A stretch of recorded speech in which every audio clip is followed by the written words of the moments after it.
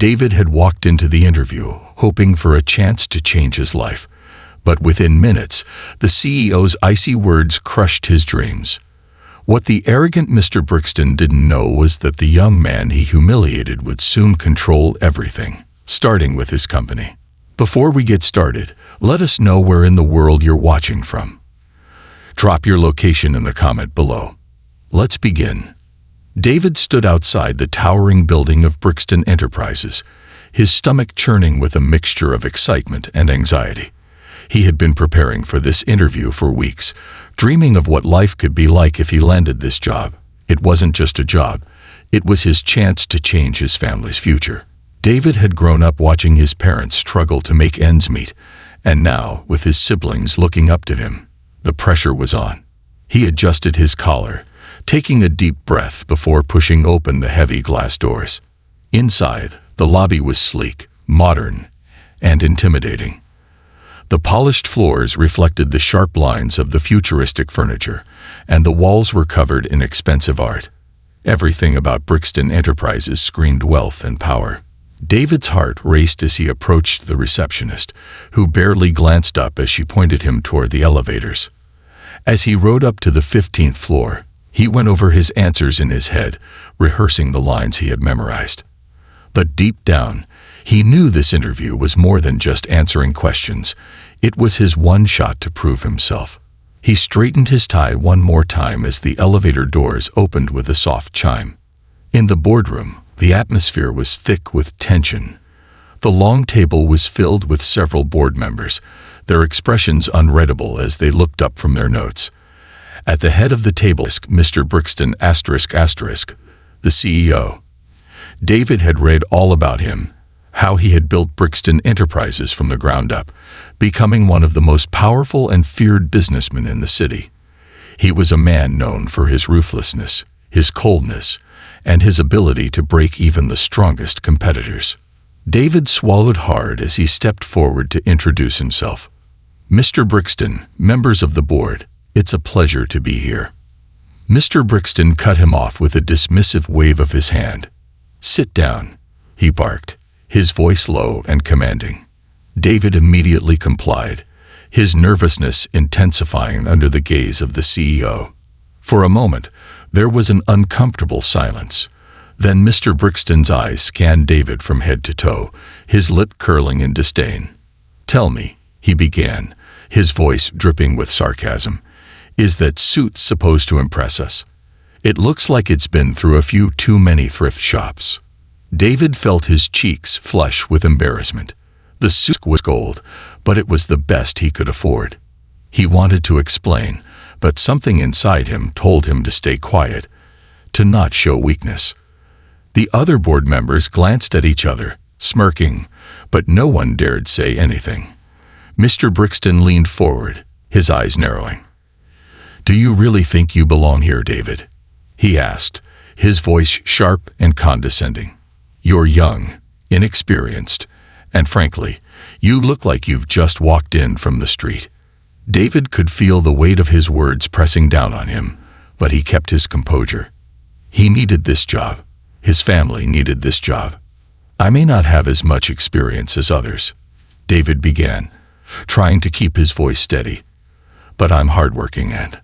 Again, Mr. Brixton interrupted, shaking his head in mock pity. Hardworking. Please. This is the corporate world, kid.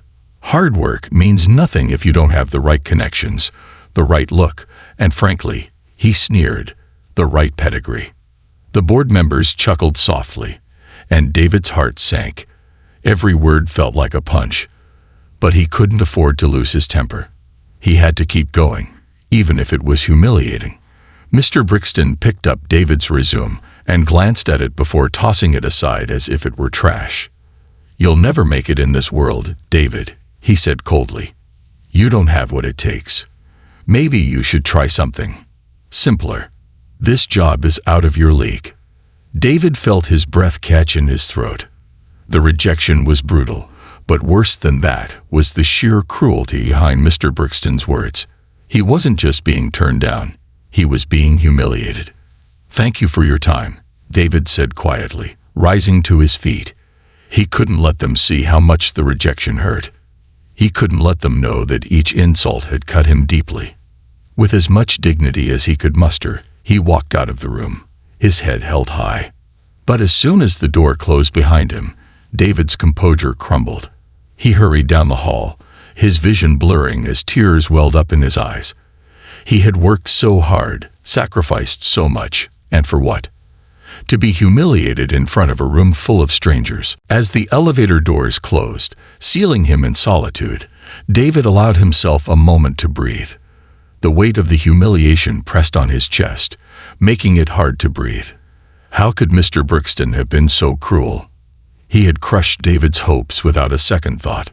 But as the elevator descended, a small smile tugged at the corner of David's mouth. There was something that Mr. Brixton didn't know, something none of them knew. David stepped out of the elevator into the bright lobby, his heart still heavy, but now there was something else mixed in with the sadness. Anticipation. He had been embarrassed and crushed. David walked out of the towering Brixton Enterprises building, his heart heavy and his mind buzzing with emotions. The sting of Mr. Brixton's cruel words still lingered in his chest, and his cheeks flushed every time he replayed the scene in his head. He had been mocked, belittled, and humiliated in front of powerful board members. Everything he had hoped for, everything he had worked so hard to achieve, had crumbled in front of his eyes. He reached the bus stop and sat down, his head hanging low as he tried to make sense of what had just happened. How had things gone so wrong? He had prepared endlessly for this interview, researching the company, crafting the perfect responses, and yet none of it seemed to matter. Mr. Brixton didn't care about his qualifications or his potential. All he saw was a young man who wasn't worth his time. David's phone buzzed in his pocket, snapping him out of his thoughts. He pulled it out and stared at the screen. It was a number he recognized immediately. His uncle, Uncle James. David hesitated for a moment before answering. Uncle James was a powerful figure in his life, someone who always seemed to be surrounded by mystery and wealth. He was the kind of man who could walk into any room and command respect without saying a word. David had always admired him, but their relationship had been distant, with Uncle James popping in and out of his life, often when David least expected it. "Hello," David answered, his voice shaky. "David," came the deep, calm voice from the other end. "How did the interview go?" David let out a bitter laugh. "It didn't go well. In fact, it was a disaster. Mr. Brixton, he humiliated me. He said I'd never make it in the business world." There was a brief silence on the other end, and David could almost imagine his uncle's thoughtful expression. "That's unfortunate," Uncle James finally said. "But it's not the end of the world, David. In fact, I've called with some news. Big news." David sat up straighter, confused. "What do you mean?" Uncle James cleared his throat. "I've been working on a major investment, one that will change both of our lives. You see, David, I'm in the process of buying Brixton Enterprises." David's heart skipped a beat. He must have misheard. "You're buying Brixton Enterprises," he repeated, his voice filled with disbelief. "Yes," his uncle replied smoothly. "I've been negotiating the deal for some time now. It's a massive acquisition, but it will secure our family's business empire for generations. And once the deal is finalized, Brixton Enterprises will be part of our portfolio." David's mind spun. He had just been laughed out of that very company, only to find out that his uncle was about to own it. The same company where Mr. Brixton had treated him like dirt would soon be under his family's control. His initial reaction was one of stunned disbelief, but soon, other emotions began to surface. Anger, confusion, and something deeper that he couldn't quite put into words. "How long have you been planning this?" David asked, still trying to wrap his head around the situation. "For quite some time," Uncle James said. "I didn't tell you earlier because I wanted to see how you would handle the interview on your own. I needed to know if you could face adversity and come out stronger." David was silent for a moment, his thoughts racing. His uncle had always been enigmatic, often testing him in strange ways. Now it made sense why Uncle James had encouraged him to apply to Brixton Enterprises in the first place. It wasn't just about the job. It was about preparing him for something much bigger. "So what happens now?" David asked, his voice barely above a whisper. "Well," Uncle James said with a hint of amusement, "now we finish the deal, and once Brixton Enterprises is under our control, I plan to step back and let you take the lead." David's heart pounded in his chest. "You want me to run the company?" "Yes," his uncle replied. "I've been grooming you for this. You may not have realized it, but all the work you've done, all the challenges you've faced, have been preparing you for this moment. Brixton Enterprises will be yours to manage." David felt a rush of conflicting emotions. On one hand, this was everything he had ever wanted, an opportunity to prove himself, to show the world that he had what it took to succeed in the business world. But on the other hand, the memory of Mr. Brixton's cruel words still stung. The man who had looked down on him, laughed at him, and dismissed him as unworthy would soon be working for him. The power dynamic had completely shifted, and David didn't know how to feel about it. "I don't know if I can do this," David admitted. "Mr. Brixton, he tore me apart in that interview. He made me feel like I was nothing." There was a pause on the other end of the line before Uncle James spoke again, his voice steady and reassuring. "That's exactly why you can do this, David. You know what it feels like to be at the bottom, to be underestimated. And that gives you an advantage. You're not like Mr. Brixton. You have the potential to be a better leader, a leader who understands what it means to work hard and earn respect." David nodded, even though his uncle couldn't see him. He understood what his uncle was saying, but the anger inside him hadn't quite dissipated. He wanted to prove himself, yes, but a part of him also wanted revenge. How could he face Mr. Brixton again after everything that had happened?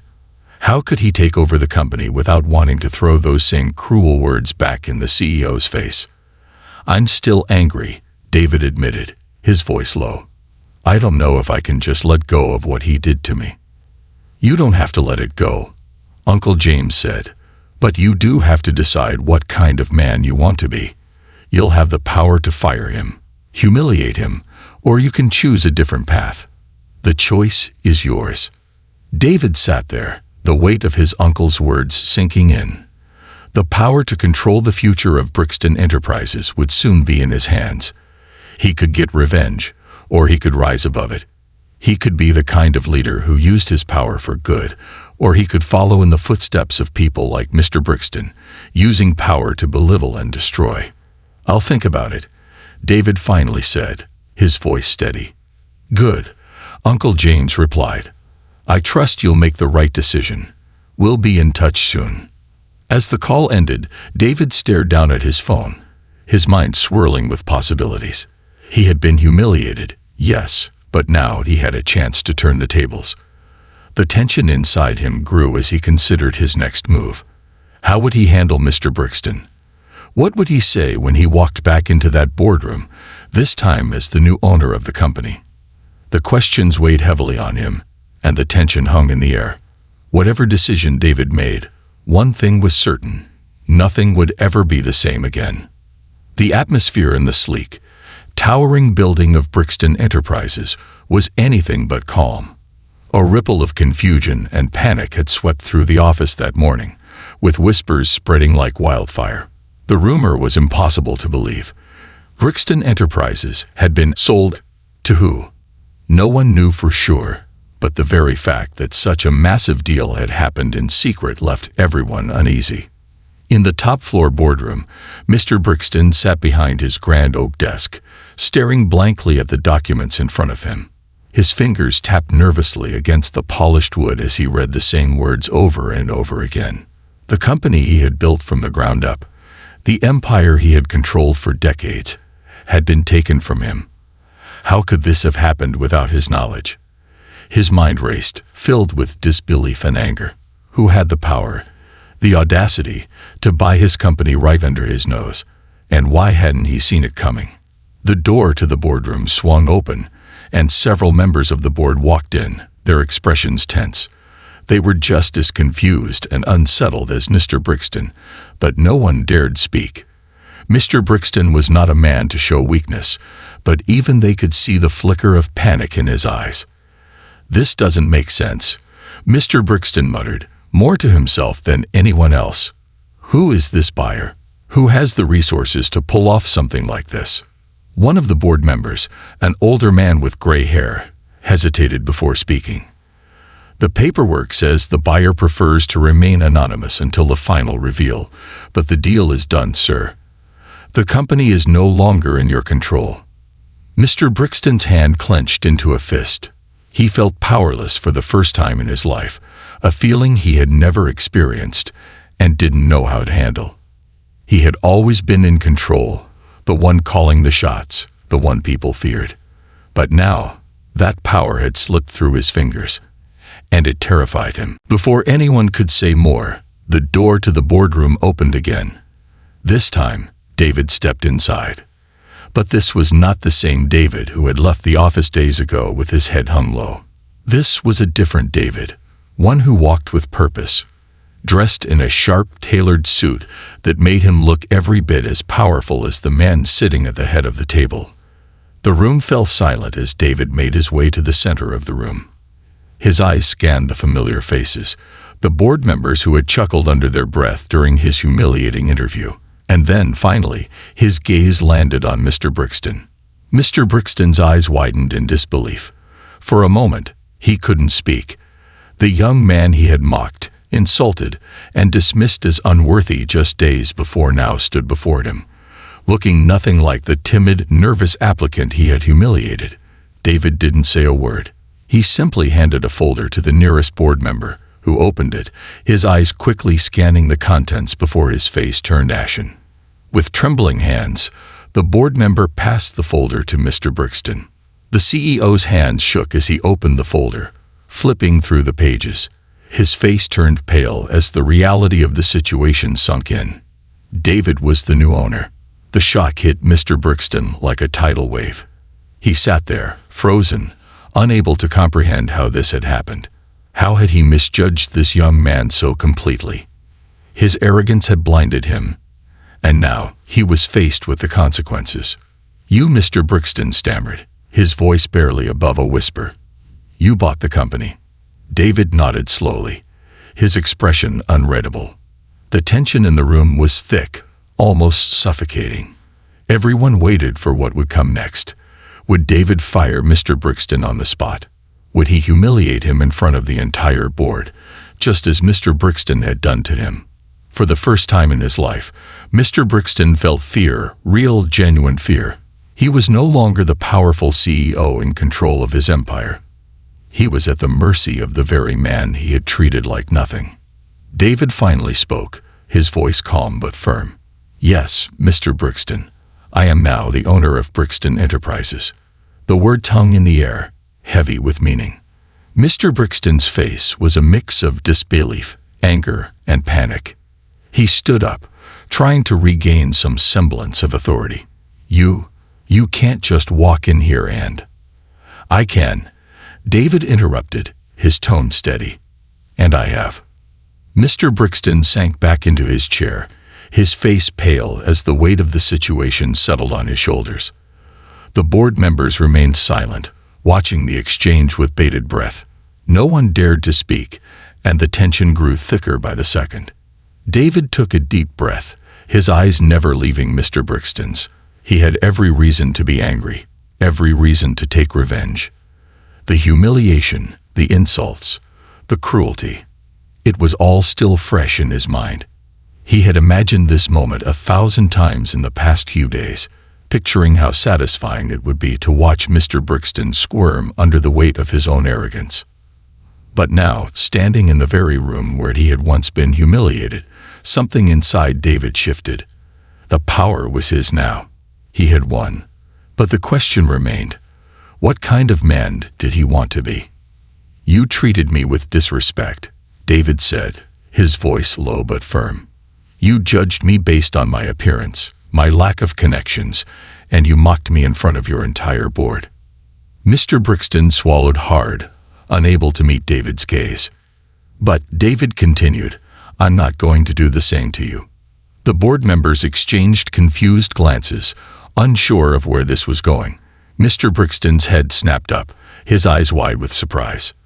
"What? What do you mean?" "I could fire you right now," David said, his voice steady. "I could strip you of your title, your reputation, and everything you've built. But that's not who I am." Mr. Brixton blinked, clearly not expecting this turn of events. "I'm giving you a chance," David said, his eyes locking onto Mr. Brixton's. "You can stay on as CEO, for now. But things are going to change around here. The way you treat people, the way you run this company, it all has to change." Mr. Brixton stared at David, speechless. He had expected revenge, humiliation, but instead, he was being given a second chance. The tension in the room slowly began to dissolve, replaced by a sense of disbelief. David turned to the board members, addressing them with the same calm authority. "I'm here to make this company better. For everyone. I won't tolerate the kind of arrogance and disrespect I experienced in my interview. That ends today." The board members nodded, still processing the shocking turn of events. As David walked out of the boardroom, leaving a stunned Mr. Brixton and the board behind, he felt a strange sense of peace. He had the power to destroy, but he had chosen a different path. And in that moment, David realized that true strength wasn't in revenge. It was in forgiveness and the ability to rise above. For the first time, the young man who had been humiliated walked out of Brixton Enterprises, not as a victim, but as a leader.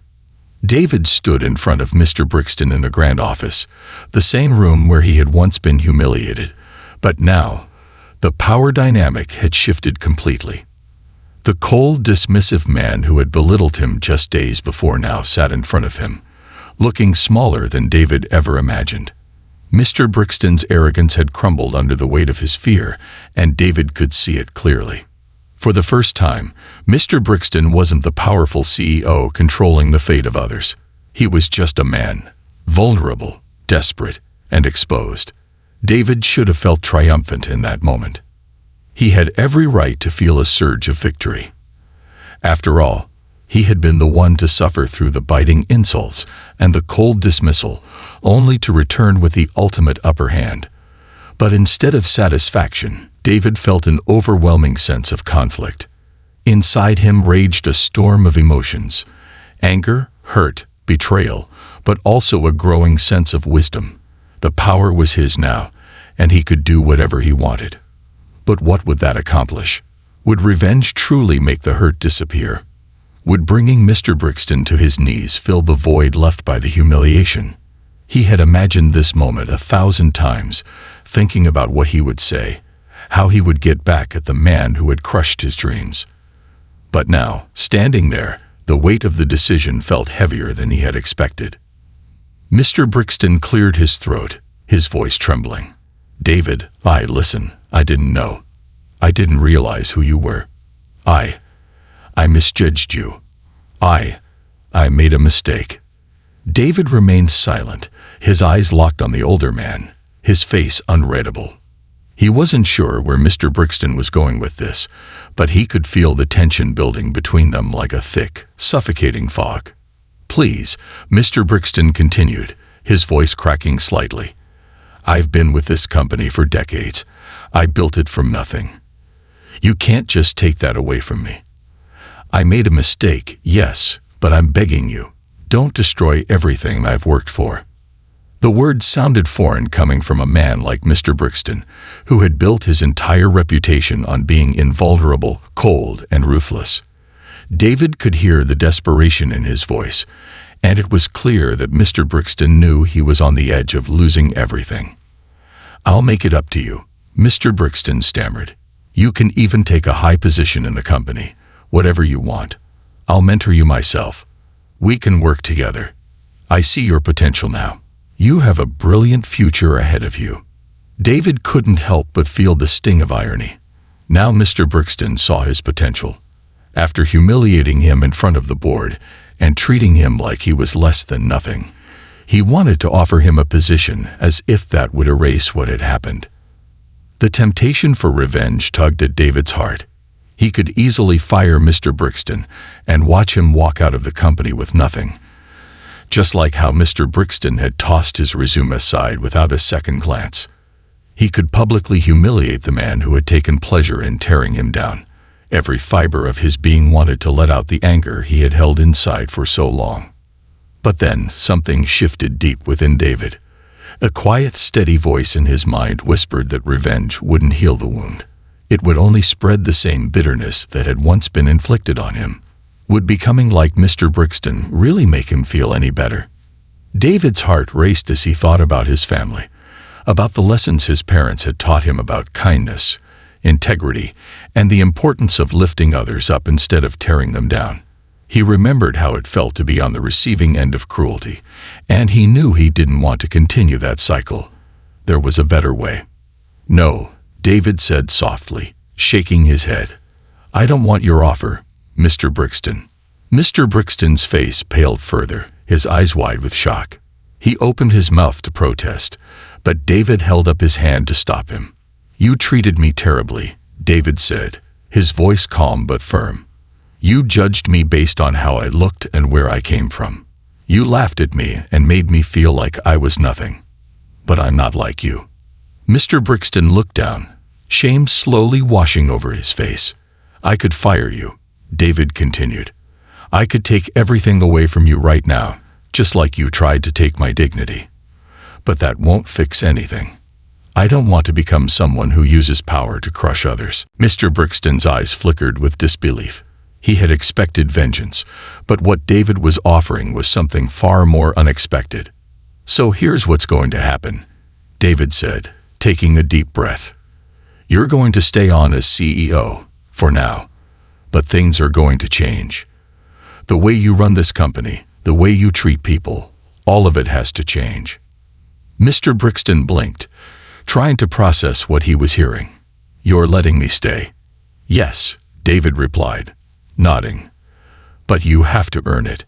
This company won't survive if it's built on arrogance and cruelty. You need to treat your employees with respect. You need to understand that leadership isn't about fear. It's about trust, about empowering others." The word hung in the air, and for the first time, Mr. Brixton looked truly ashamed. He had never considered that the very traits he prided himself on were the ones that had led to his downfall. He had built an empire, yes, but at the cost of kindness and decency. David turned to the board members, who had been silently watching the exchange with awe. "The same goes for all of you," he said, his voice steady. "This company is going to change, starting today. I won't tolerate the kind of behavior that I experienced. We need to create a culture of respect, or we won't survive." The board members nodded, still shocked by David's calm but powerful words. They had expected revenge, but what they had witnessed was far more impressive.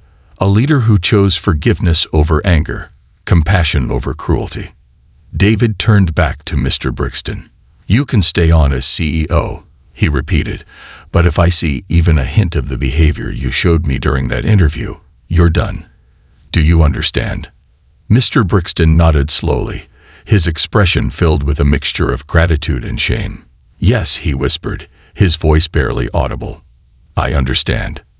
David gave him one last look, then turned and walked out of the office, leaving Mr. Brixton and the board to reflect on what had just happened. As he made his way down the hall, David felt a sense of peace wash over him. He had been tempted by revenge, but he had chosen a different path. And in doing so, he had proven not only to Mr. Brixton, but to himself that true power wasn't about crushing others, it was about lifting them up. And in that moment, David knew that he had become the leader he was always meant to be. The weeks following the tense confrontation between David and Mr. Brixton wrought changes that no one could have anticipated. Brixton Enterprises, once a place where fear and arrogance ruled, slowly began to transform into something new. The atmosphere in the office lightened, and the employees, once anxious under the iron grip of Mr. Brixton's leadership, started to feel a sense of hope. At first, Mr. Brixton struggled to adjust to his new reality. The humiliation of nearly losing his company and the shocking mercy David had shown him left him disoriented. But deep down, something had shifted within him. Every day, he remembered the words David had spoken. Leadership isn't about fear. It's about trust, about empowering others. Those words echoed in his mind as he walked the halls of his own company, seeing the employees in a new light. Instead of barking orders and ruling with an iron fist, Mr. Brixton began to ask questions, to listen. He spoke with the employees who had long feared him and took their opinions seriously. The people who had once avoided him in the halls were now met with a simple good morning or a nod of acknowledgement. For the first time in years, Mr. Brixton was showing kindness. It wasn't an easy change. Old habits die hard, and there were moments where his old arrogance threatened to rise again. But each time it did, Mr. Brixton remembered how close he had come to losing everything, and how David's surprising act of mercy had given him another chance. He knew he couldn't waste it. As the company's culture shifted, so did its performance. The employees, no longer working out of fear, became more engaged and productive. Innovation blossomed, and the company started thriving in ways it hadn't for years. Under Mr. Brixton's more thoughtful leadership and with David's guidance from the background, Brixton Enterprises was flourishing. David, true to his word, remained mostly behind the scenes. He worked closely with his uncle, learning the intricacies of the family business, but he made sure not to overshadow Mr. Brixton's leadership. David had no desire for the spotlight. He had realized that true strength wasn't about being in control or flaunting power. It was about lifting others up. His uncle, ever the wise businessman, had noticed the change in David as well. Gone was the nervous young man who had once been consumed with anxiety about proving himself. In his place stood a confident, wise leader who understood the power of humility and compassion. "You've done well, David," Uncle James told him one afternoon as they sat in a quiet corner of a bustling cafe. "I'm proud of the man you've become." David smiled, feeling a sense of peace wash over him. He had come a long way from the boy who had walked into Brixton Enterprises, hoping to prove himself in a single interview. Now, he understood that success wasn't about winning at any cost. It was about making choices that reflected the person he wanted to be. Over time, David's relationship with his family became stronger. His parents, who had worried so much about his future, were proud of how far he had come. They had raised him to be kind, to be strong, and to always do what was right. And now they saw those values reflected in his actions. David's siblings looked up to him, not because of his success, but because of his integrity and the example he had set. As the months passed, the transformation of Brixton Enterprises became even more pronounced. Employees felt empowered to speak up, and collaboration flourished. The company's profits soared, but more importantly, the people who worked there were happy.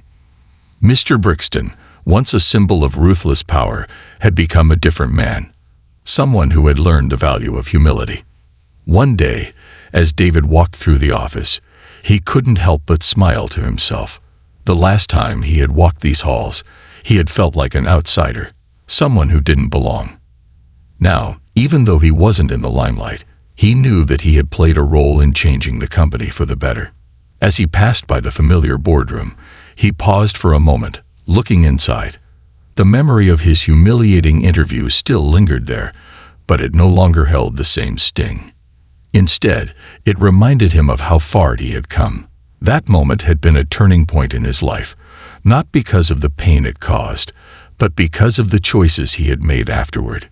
David had learned that the greatest victory wasn't in revenge or proving others wrong.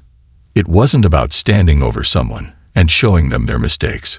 The true victory came in choosing a path of compassion and understanding, even when it was the hardest thing to do.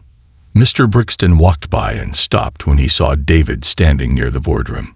There was a brief moment of silence between them before Mr. Brixton spoke, his voice soft and sincere. "I wanted to thank you," Mr. Brixton said, his eyes meeting David's. "You gave me a chance when I didn't deserve one. I didn't realize it then, but you've taught me more about leadership than I ever thought possible." David nodded, a small smile playing at the corner of his lips. It wasn't easy, but we all have the capacity to change. Mr. Brixton offered a grateful smile before walking away, leaving David alone with his thoughts. As David watched him go, he felt a sense of closure. The once arrogant man who had humiliated him had transformed, not because of punishment, but because of a second chance.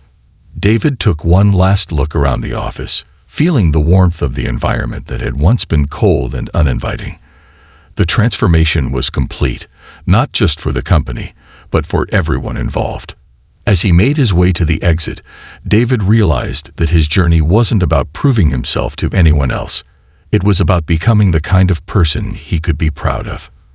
And in that moment, as he walked through the glass doors for the final time, David smiled to himself. The greatest victory, he now knew, wasn't in revenge. It was in compassion, in forgiveness, and in the ability to help others grow. And with that thought, David stepped into his future, confident and at peace, knowing he had made the right choice. A new beginning, not just for the company, but for him as well. If you enjoyed this story, please subscribe to the channel for more videos.